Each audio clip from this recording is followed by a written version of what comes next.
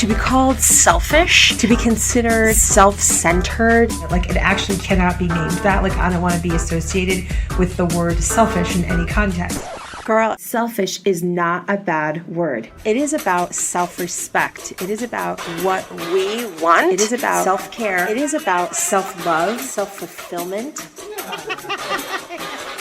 Welcome to the Self-ish Latina podcast, where we get to be self-ish together. Okay, are we ready? You're so awesome. All right, so here we go. Jasmine Star is a photographer and a business strategist from Newport Beach, California. It was incredible. It was incredible. It was equal parts joy-filled and equal parts anguishing. Every time I pivot into something new, the first thought isn't, I'm gonna kill this. The first thought is like, who am I to do this? She's amassed over 700,000 followers. What? Get ready, it's time to hear some words of wisdom from today's featured guest, Jasmine Star. You're so awesome. All right, so here we go. Thanks so much for taking your time to sit with me today. And really, Jasmine, you're so busy, and I see you out there just doing the do, being successful, but also discussing your challenges and just triumphing and being so honest and candid about it and doing it with such a positive spirit. And so I was so appreciative of the fact that we got a chance to talk, or that we were talking today, because you really, I want to share you with my community. So thank you. It is an honor. I mean, we have been corresponding for a while, but the fact that we get to have a live chat, it makes my day. So thank you. Let's start with the easy stuff first. So I ask everyone that I interview to tell me where their parents were born, where they were born, and what it was like where you grew up. So my father was born in San Miguel de Allende in Guanajuato, Mexico. And my mom is born in Puerto Rico in a small little mountain town called Ciales. Oh, cool. And myself, I have a twin sister. We are the firstborn of 5 children, a very Latino family. And we were born in Los Angeles, California. And growing up was an adventure. You know, like as a kid, you don't think that how you live is anything different than how everybody else lives. And I think that's the greatest gift of childhood, that, you know, as an adult, you look back and you think, wow, my parents made so many sacrifices, and wow, you know, people went on vacations and people owned a car and they didn't have to like ride the bus to church. I mean, there's like a lot of things that we just thought were really normal, but my parents just always made the best of every situation. We thought that, you know, carrying like, you know, 4-gallon bags of clothes to like the laundromat and washing your clothes for a quarter was what everybody did. It was such a great learning experience. And I look back to my childhood with nothing but the fondest memories. That's beautiful. Isn't that cool how Latino parents, they always make everything fun. So I had an experience like that where we couldn't afford to pay the heat, and so my dad built a chimney, and then we slept in the basement, and it was like, no kids, we're going camping in our basement. And I have the best memories of that. And I didn't, again, just like you, I didn't realize other people weren't doing the same stuff, you know? So, and tell me about the car, because I heard you talk about the car. There's so many, okay, when you say the car, I was like, girl, there are so many situations about cars. Like my parents, for years, my family never owned a car. So I can tell you 3 different car stories, and then we can go deeper on any one of them. But I will say that there was a family at our church that they had this thing called a Chinook. And it's like a miniature little like motorhome, but like it only existed for it was only in production for like 6 years. It didn't feel like a liability, but there was just 2 front seats and then like a camper. And so people were like, we only use this when we go camping. So very, very typical of a very generous family at church. Like they actually had a car that they went camping with, and we didn't even own a car. Oh, yeah. And they're like, you could just use it. And so we would all pile in the back, like all the kids would pile in the back, and we thought it was really cool. Like we were perpetually camping all the time. And we were borrowing it from here and there. But shortly after that, my dad was given a 2002 BMW. Now, before people hear BMW, they're like, wow, somebody came up. No, it was a beater. Like nobody wanted to drive this car. It was so beat up. And when it would rain, all the water would get in the car, and then there would be puddles at the bottom. And so my dad just annoyed with all of it, got a drill, went underneath the car and just drilled holes underneath the car so the water could like come out. And as your kids, you look down and we could see the road underneath us. Oh my gosh. No, I mean, it was just like what we called the magical car. It's like whatever our parents said was the case, like that was what our reality was, and we drove the magical car. We thought it was really cool. Interesting. I love it. So one of the things I felt was super interesting is I had been listening and watching Jasmine's Facebook Lives and listening to her being interviewed on different podcasts. And I knew that we would have a lot in common because we were Enyas. A. Also because we're both entrepreneurs. B. What I didn't realize was how much we would have, how much overlap we would actually have with like very similar life stories.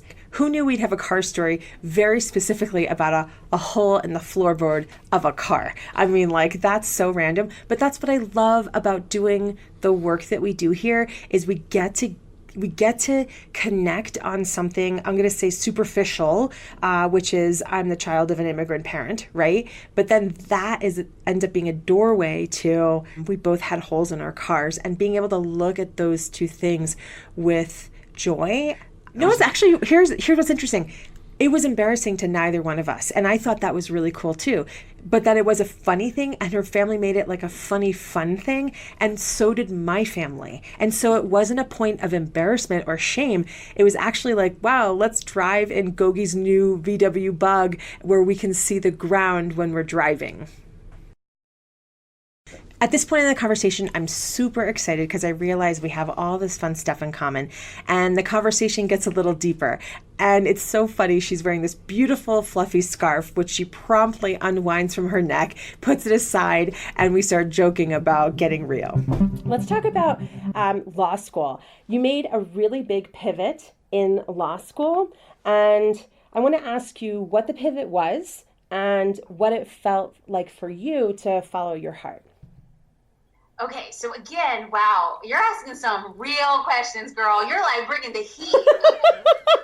Should I turn it down? Should I turn it down or no? No, I love it. I'm just probably going to take off my scarf. Let's talk about this. I literally went from I'm so freezing to girl. I'm like, I love it though. I love it. Okay. A little bit of the backstory is my parents are immigrants. They are not educated. My dad did not learn how to read until he was about 25 or 26 years old, when he was trying to teach himself how to read so that he could teach his kids how to read. So it's not like we came from a family that valued education. I'm sure my parents wanted it, but it was never an expectation. And so all of a sudden, my parents gave birth to a set of twins, and we were in high school, and we were very driven, and we said, we're going to college. And my parents were like, okay, that sounds great, go to college. There was just no pressure around it. And so we both earned full ride scholarships. Wow. And ended up graduating with a 4.0, which opened a lot of doors for me for internships and to see if I wanted to pursue upper education. And again, this is all uncharted territory in my family. Nobody had gone to college. Furthermore, nobody had ever had higher education. Wow. And so when it came time for me to apply to law school, I was accepted to a lot of the top law schools, and I ended up getting a full ride scholarship to UCLA. And so I feel like it was such a big, amazing opportunity, and it wasn't just for my family. I'll never forget my parents hosting very Latino, right? I wasn't going anywhere. Like, I live in Los Angeles, but I was going to move to the west side of Los Angeles. So it's like, okay, we're throwing her a party. And it was just like a party that had tacos and cake, and like everybody was there. And I felt, and I know that this was not anybody's intention, I felt like I was representing my community. Yeah. I felt like I was representing my family. And I think that my parents would be the first person to say, you represent only yourself. You're only responsible. But at the time, I felt the weight of the people I represented and the people that helped me get to where I wanted to go. And so I was really excited to get to law school. But when I got there, it was just a bad fit. Like, it was just like, I felt like, what's going to be the most traditional American way to help my family move from one socioeconomic strata to another? Like, what's going to help me be truly American? What's going to help me be like the best representation of a Latina? What's going to be like the best representation of an immigrant's daughter, specifically somebody who came over on a 48-hour visa, and then he never left. Whoa. So all intents and purposes, we straddle the line of being, you know, an undocumented, illegal alien until he volunteered to earn his citizenship by fighting in the Vietnam War. And so I was just like, I want to be the success story, which is not the narrative anybody should be carrying the weight on their shoulders. But at the time, it's the only thing I knew. So I went to law school determined to say, I'm going to make a difference. I'm going to stick out. I'm going to do something that's going to make my family proud. When what I should have said is, and what I should have known is, my family was already proud. Just because I had other letters behind my name, just because I had Juris Doctorate, it didn't mean they were more or less proud of me. But it was during my first year that my mom had a relapse with brain cancer. She had struggled for 8 years at the time. And coupled with the fact that I was so unhappy in law school, everybody was stressed, everybody's overwhelmed. And I just felt like, did I belong here? Was this the thing I was supposed to do? Or was this a story I'm telling myself, like, you will be successful, you will be accepted, you will fit in if you do this. And she was 50 years old and I was 25, and I had to have the hard conversation with myself. It's like, what do I want to do? Like, life is short. And I really feel like I had a midlife crisis. And I thought to myself, if I have 25 years left in my life, do I want to die a lawyer? And the answer was no. But when I actually thought about it, I thought, how foolish for me to think that I had 25 years left in my life. None of us are guaranteed 25 minutes. I didn't consult with anybody, and I just said, I need to go home. I need to be with my mom. The doctors had said it was time to plan her funeral arrangements. And I said, that's the only place I need to be. I had 3 years to go back and get my, to reclaim my scholarships. But I was living in West Los Angeles at the time on campus housing. Because I left school, I was no longer eligible for campus housing. I had a week to get my stuff out. I moved back home, like, to the only place that I knew that the door would always be open. And I think at that time, it forced me to reconcile what my purpose is in life, what do I want, and what kind of story do I want to tell. And the best part of the whole thing is that against the odds, my mom has beaten cancer. Like, we chatted just this morning. And I believe that there are things that happen in life to give you a wake-up call to say, what are you doing and where do you want to go? And I just feel like it was such a gift to have that hard conversation and say, something's going to change here. And that's when I decided to pivot.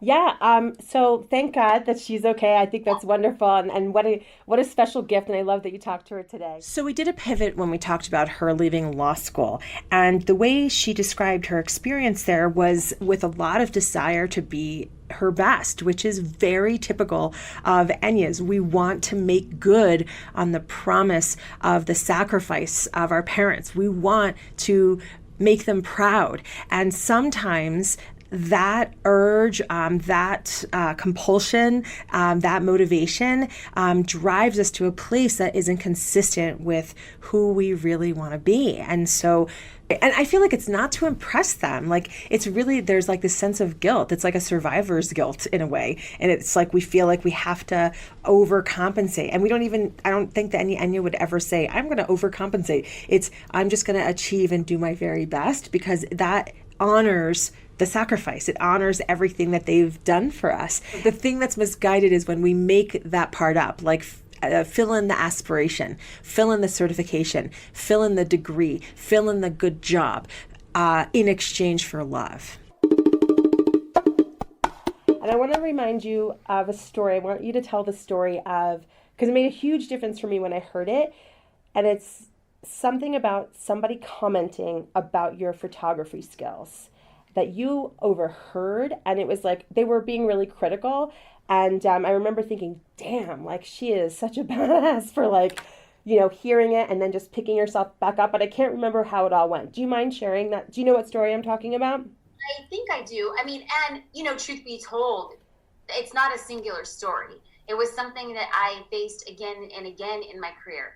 And later, when I look back at it, I don't view it as like a personal attack as much as I felt it at the time. I can now look at it empathetically, that I, a girl with no formal photography education, no resources, having never known anybody in her life or community up until that point who had ever owned their own business, was able to step into an industry and shake it up so violently that everything they had built their entire career and their set of beliefs on was dismantled. I didn't know that then. I didn't know that that was happening. All I knew was I was a girl from the hood with a camera who was getting paid a lot of money to shoot. And so when I would read these really awful things about what people said about me, what they said about my work, about what they said about my approach, the only thing I could respond to, I could sit there and say, you're wrong, you're wrong. But my dad, when I say like how hurt and how agonizing it was to be so humiliated publicly, was that he said, if you don't want people to have an opinion about you, do nothing, say nothing, be nothing. I'm curious, can you share with us a specific story where you had to sum up a lot of courage? So maybe you felt like you were experiencing imposter syndrome and all this stuff's happening, but you had to like sum up courage in order to overcome something really big. No, I think that the first time, again, so this actually streams in a little bit to the imposter syndrome. So I was fortunate enough that when I dropped out of law school, I decided that I really wanted to live like my best life. And I was like, I'd rather, not make money doing something I love and like lit me up and made me excited than to do something that was predictable and safe and I had a paycheck. Thankfully, the thing that I loved, it ended up being wildly lucrative, but at the time I didn't know. When I opened my very first brand new digital camera that my brand new husband had given me and said, hey, just try this for a year, and if it doesn't work, you can go back to law school. So I was like, I'm going to become a photographer, never owned a camera before. That was just, this is what I'm going to do. So then I built an internationally recognized brand, a business. We're shooting editorials, we're shooting for magazines. It's amazing. Except for the fact that I got to a point in my career where I looked around and I thought, I don't know, there's nowhere else for me to go. I'm done everything, and I've been satisfied here. What's next? And I think that when you it is a blessing, but it's also really difficult because when you work yourself into the 1% of the 1%, people watch you and then they wonder, why are you making the decisions that you're making? And so when I started to publicly pivot my brand from being an all-time creative and a photographer into teaching other business owners how to grow their businesses on social media, which is what I did, people are like, who is she to do this? So Really? This is the imposter syndrome. This is me asking myself, oh my God, can I really do this? And then the rebuttal would, who am I not? Who am I not to speak about my personal experiences? And so all of a sudden, here's the imposter syndrome. Here's us trying new projects. Here's seeing if we can balance two different types of businesses. And my very first public big venture is to teach an online course on how to build a personal brand and market it on social media. And not only did we stop saying no to a lot of our photography commissions and a lot of the magazine shoots and a lot of the editorials, like I just said, I'm going to go all in right now for this period of time. So we were stretched financially. I was stretched emotionally. I was stretched intellectually. And I felt like I had bet the farm. And I recorded this course. I had a live event. I put it out and I shared it on social media. And I was like, we're going to do this. And after 3 days of hitting it hard and teaching live classes and getting people pumped up, I had sold 14 seats, like 1-4. Whoa. Yeah. And I was just devastated. I was devastated. I had already invested so much into the project. And like in our what we wanted to do was have 250 people join. And 3 days into a 7-day like promotional period, we had 14. And I was underwater. I had no money. I didn't know what else to do. And I was like, something's not working. Something's not clicking. And I just lost it. I was like, this is bad. This is really, really bad. And so I had a conversation with my husband, who's also my business partner. And he said, who do you need to become in this moment to get the results that you need? I said, I need to go back to who I am. I need to go back to what I know. And when you're raised in the hood, you do whatever you can to make it work. And I had no other money to depend on traditional forms of marketing. So all I did was I went old school. I started emailing people one-on-one. I started setting up phone conversations. All I understood was, how can I build a one-on-one connection with another person to say, I'm human and I'm going to be hell-bent on your success. And what happened was myself and my husband sat there for like 5 days on our couch, just doing everything we could all day, every day. And what we ended up getting was close to 400 people. No way. Oh my gosh, that is awesome. It was an Wow. incredible experience. I learned a lot about who I am, what I want, the relationship I have with my business partner / husband. It was just a transformative experience for us, and I learned so much. That's incredible. So what did it feel like after the cart closed? Like, Well, I mean, I want to just say it like it's like a Hallmark Christmas special. You know, it's like we popped a bottle of Vouv and we just celebrated. Girl, I was just like, I want to sleep for 2 weeks. We had a great dinner. But then it was like, okay, get to work. mm-hmm. You got them in. Now you got to deliver, which was a whole nother thing. So at the end of the day, I look back at it and I appreciate who I was. I appreciate the journey. It is hard. Mm-hmm.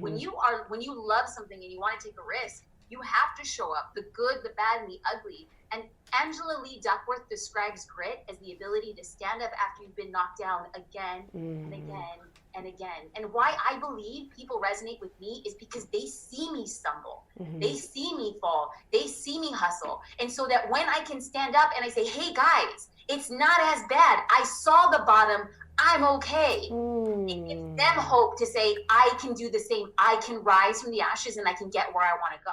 Now I kind of want to talk about an interview that you did with Amy Porterfield. And so I'm on the road all the time, and I feel like I know where I was, but I'm not really sure. I know I was in a hotel room, and I listened to the podcast because she was interviewing you. And at one point, I literally just had to stop what I was doing because I was like, damn, this is amazing what's happening right now. And I have a lot of respect for people who are so courageous, the way that you were courageous on that podcast. And I want to know what that was like for you. Absolutely. So I think it's gonna behoove the conversation for us to bring everybody on the same page as to what the conversation was about. So Amy Porterfield has a wildly successful podcast, and she asked me if I would be willing, based on a few private conversations that she and I had Mm-hmm. about depression and what does that look like from the inside and what does it look like from the outside? Because on the outside, specifically when highlighted on social media, is that social media has empowered us to do the same thing that we have always done, to do the same thing our parents and our grandparents have always done, which is to put our best foot forward in public spaces. But social media has made a public space all the time in all the ways. So the way that I would describe it is like, you know, we could be driving to church. We can be on the bus to church. My mom's just like, pull up your socks, straighten up your jacket. We walk off and she sees somebody. Oh, hi, Susan. How are you? Right? You're putting your best foot forward. Everybody's always done this. When we go out and we speak to the postman, when we go grocery shopping, that's our best foot forward. Social media, same thing. It's everybody's highlight reel. But what has happened is because we're seeing everybody's highlight reel all the time, it's giving us a very distorted view of what life looks like on the inside. Mm-hmm. And so on the outside, which is very much my reality, is I live a wonderful life. I have a wonderful husband. I love what I do. I am empowered to be creative. I have an amazing family. That is all true. But that's just a fraction of the whole picture. And oftentimes, myself, I'm only talking and pointing to myself, had a very hard time really coming to grips with a lot of the inner battles that I was having mentally and emotionally. Mm-hmm. And it stemmed from a long childhood of me trying to understand what depression and what mental illness like really looked like, and then having to do the hard work around that. Mm-hmm. Because struggling with depression is one thing, but then when you build a business and you become a successful entrepreneur, it's as if you put like a microscope over your successes and failures, and then you internalize them as if your successes and failures are part of who you are and not a part of what your business does. Mm-hmm. Mm-hmm. And for years, every time my business was successful, I felt great about myself. And every time it wasn't, I felt as if it was a direct reflection of who I was. And I wasn't talking about those things. And there was a lot of heavy work that I had to do. And there was a time And I mentioned this in the podcast. And during the podcast, it's very difficult because of the listeners. I think that when we can speak to people who understand culture in a very different way, is that Latinos, at least from my experience, not across the board, mental illness and depression, that's just something that, like, we're all depressed. We all have a hard time. You tell me somebody who doesn't have a hard time, I'll tell you they don't know how to live life. You know, it's like, oh, no way. Like, this is just okay. Like, you know, we're not Mexicans, we're Mexicans. And I'm like, yeah, okay. But you don't deal with a lot of stuff that's real. And actually, I don't say that to be funny. That's somebody's truth. Full stop. Taking care of your mental health is not selfish. In fact, I'm going to assert that because we are not selfish enough, that may lead to depression. When you're depressed and you're not taking care of yourself, everything falls apart at the seams. When you take the time for yourself, those little moments, taking care of yourself, especially when you're depressed, is so critical. And there are professionals out there that are ready to help us. I have seen many of them myself. When Georgie was born, I had terrible, terrible postpartum depression. The only way I got through it was through talking to a professional and getting on medication. Those two things together are what helped me through a very dark time in my life. And it's not something I've ever really talked about in depth. The reason why I'm bringing it up now is because all of you need to hear that you're not alone. Beautiful. Yeah? Nailed it. Okay. Love it. That's the first time I've ever said publicly that I was on medication. And I'm wrong not with that, embarrassed about it. dude? I'm not embarrassed about No. it. Like, why should that be embarrassing? I was very embarrassed about that, though. I was really embarrassed. And so I think that the first time I really had my very first really ugly bout with depression was when I was in law school. I had access as a UCLA law student to the best medical care in the United States. And I was like, wait a minute, the first person I always go to is my dad. I need to have a real conversation of what this looks like and the decisions that I'm making, even as an adult, to be like, hey, let's get on the same page. And it was a really difficult conversation because I think that from two components, a cultural component as well as a spiritual component, I have a heavy reliance on God. And my dad's just like, we can pray and we can work things through. And I don't think that we had the open conversations, not because he didn't want to, but because he just didn't know. And I felt like I had to all of a sudden chart my own path in uncharted territories. And it was a very difficult time. I don't think that I addressed it. I don't think I handled it well. I used a lot of coping mechanisms. And then when my mom had a relapse, everything just went towards my mom. There was a lot of unresolved grief that I didn't work through. And so all of a sudden I get into starting a business and I pour all of my time and energy into starting a business. I allow the business to define me. And all of a sudden, 4 or 5 years into my business, I had to have a reckoning. There's a lot of stuff that I didn't do as a person, as an entrepreneur, and as a woman, as a Latina that I didn't reconcile. And did I have to do a lot of work around that. And there was no greater gift than, I think around this time, it was like 2 years ago, when my father called and he said, can I take you out to breakfast? And again, very typical of Latino families. Like, if it's only you and your parent going out, you're like, oh, shoot. Like, usually it's everybody's all the things. I was like, sure. So we went out to breakfast, and he, beautiful, humble, amazing man that he is, he said, I'm sorry. I didn't understand depression. I didn't understand what you needed. I should have never, ever guided you in one way or the other. I should have only ever listened and supported you in the decision that you need. Now let's get back to the podcast. I'm driving down to San Diego to record the podcast, and I call my husband and I say, I don't want to record this podcast. Whoa. I don't want to say this. All I felt was dread. I felt like a heavy, heavy, heavy weight.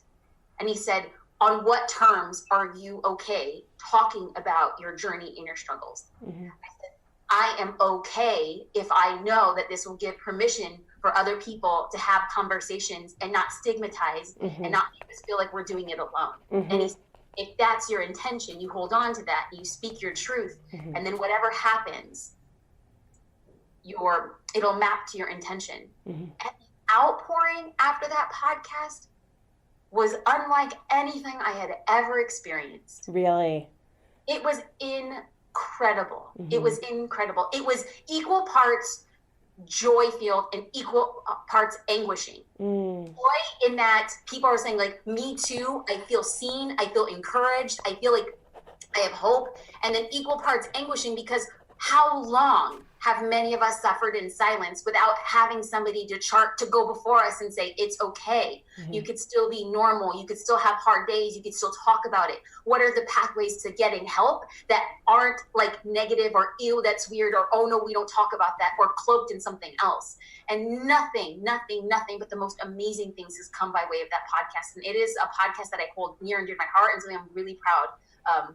And then look, it empowered us to have these hard conversations reframed differently with a deeper understanding, because who we're talking to is so much more niche. I think from a cultural perspective, we understand it differently. And if people walk away and they think I'm empowered to make different decisions about my life and the conversations I have with my family about it, I think we're doing good stuff. You know, I'm listening and consuming a lot of content from the Latino community, and Jasmine's very much outside, kind of doing her own thing. She is marching to the beat of her own drummer, and she's succeeding like hand over fist. I'm not saying she didn't struggle. I'm not saying she doesn't have challenges, but she's like the real deal. And like Latina, proud of her Latinidad, and very much playing her own game, and I really admire that. She doesn't say the same buzzwords. She doesn't share the same typical stuff that I hear.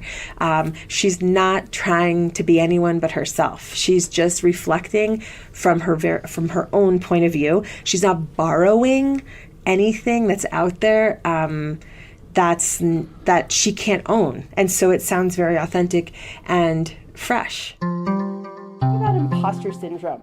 That's another huge theme that I hear all the time. And, you know, I'm talking to women that are like, I want to do this great thing. Like, they're high achieving badasses, you know, high achieving women that don't feel like they deserve to be where they are. So I'm curious, have you ever experienced that, and what was it like for you?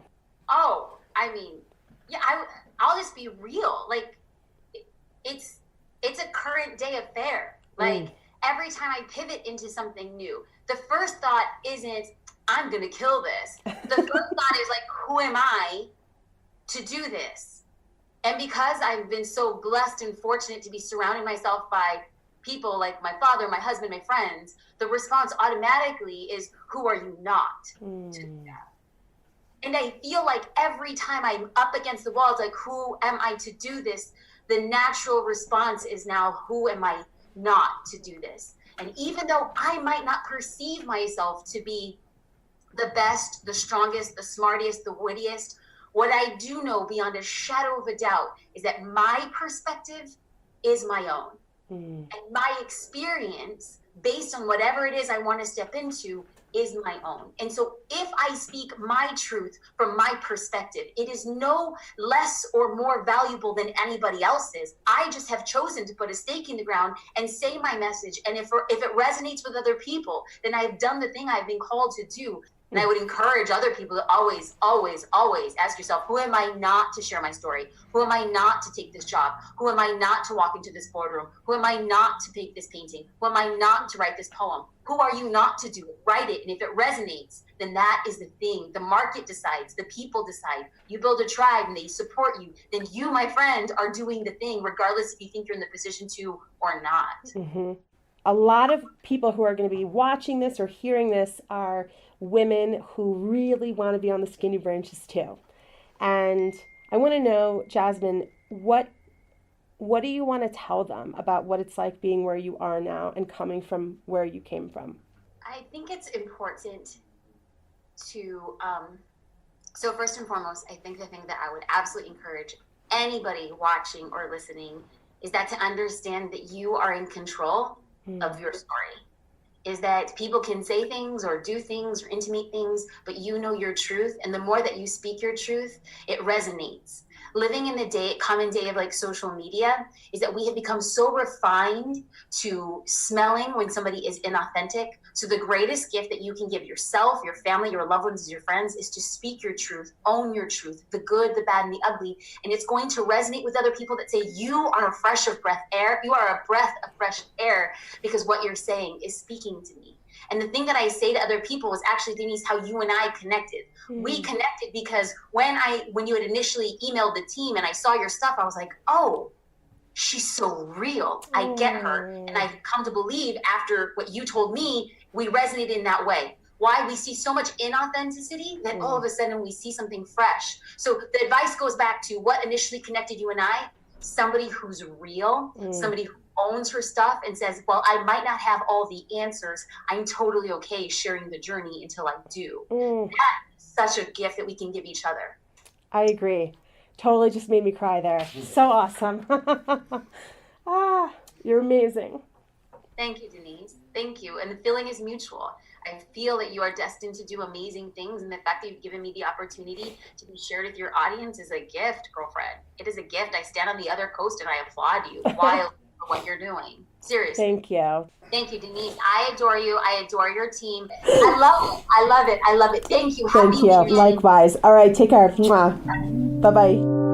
So at the end of the episode, you might hear in my voice that I got a little emotional. And part of my vulnerability is that I allow those feelings to come up. There was a time in my life when I would not let anyone see the part of me that felt deeply about something, so deeply that I would begin to cry. So newsflash, if you don't know, I would call a highly sensitive person. And when I am having a profoundly connecting conversation, or when I'm experiencing a moment where I feel that love is present and possibility is present, it's very moving. It's actually moving me right now. Now, that happened at the very end of the podcast. I just got so present to this woman taking her time for me, sharing so authentically, being the amazing freaking life force that she is. And it kind of hit me and I became emotional.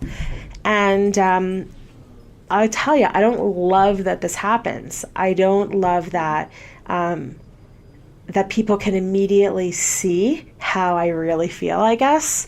What's cool though is I allow it. And it's part of who I am. And so if you're in my life, you know that every day or two, I'm probably going to start crying about something, but not weeping, more just really getting in touch with that higher thing. I don't know how to describe it other than love. And yeah.